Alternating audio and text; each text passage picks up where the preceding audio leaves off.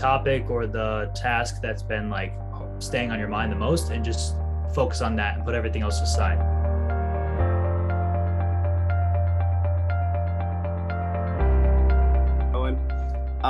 In life, we all go through stuff, whether you wake up on a Tuesday or a Monday and you're ready just to go hard with your hustle or your ambitions or your dreams or your goals.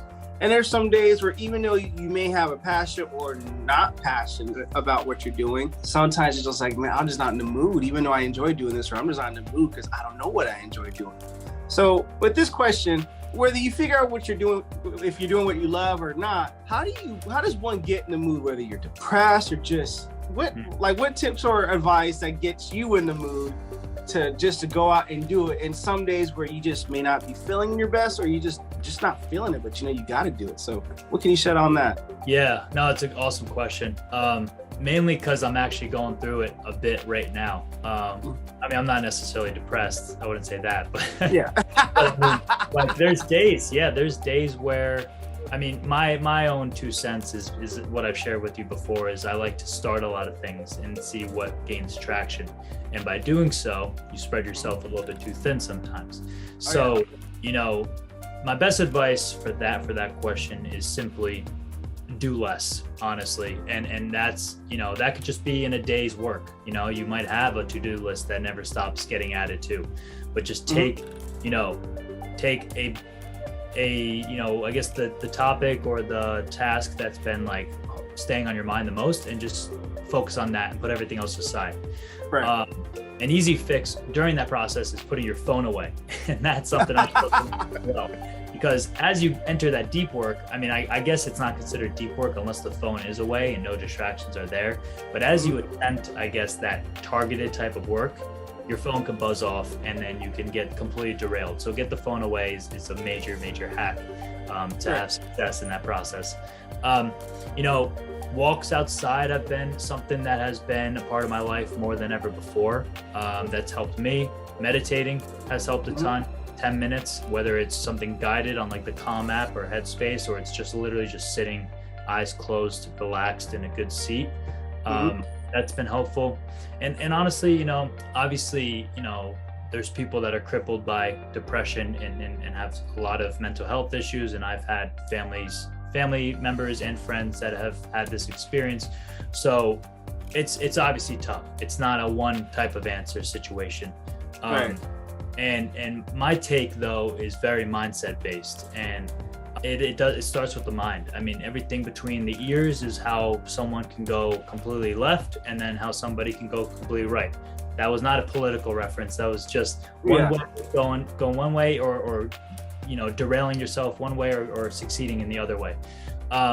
So it's having those internal conversations. And one exercise I've found that is helpful is like writing out all the things that you're great at, or you've learned that other people have told you, almost like an ego push, but not quite, just kind of coming to more self-awareness.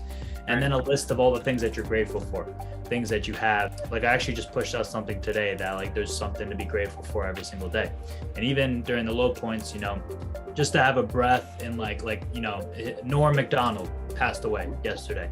Oh, okay. Hysterical comedian, had cancer. And then the other day I saw a video of Chadwick Boseman, famous actor who passed. He was like falling asleep at an awards ceremony, but little did anyone know he was going through cancer.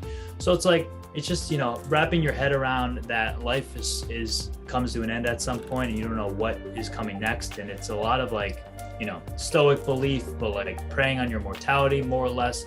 At least for me, it grounds me, and it also like relieves all the pressure, because it's like, all right, are you really going to spend 3 hours right now being pissed off or upset and struggle about having 10 tasks instead of just like taking on one task and going all in on it, or at least trying to move the needle a little bit here?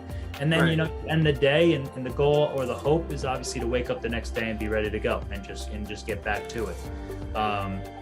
So there's some pieces of advice, but all in all, it does stem from doing things that you love, and a lot of people do work that they hate.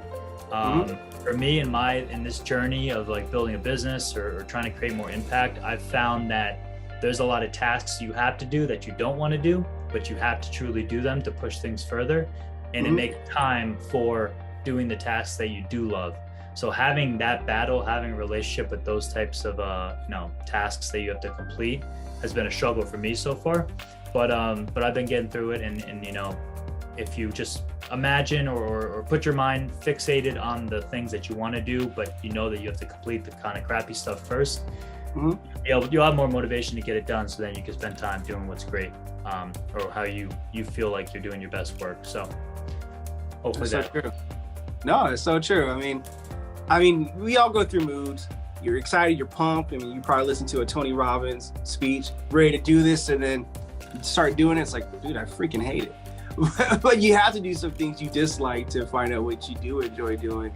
And yeah, man, you said it best. It's just part of the process. Some people have it worse, some have it better, but we all have to start.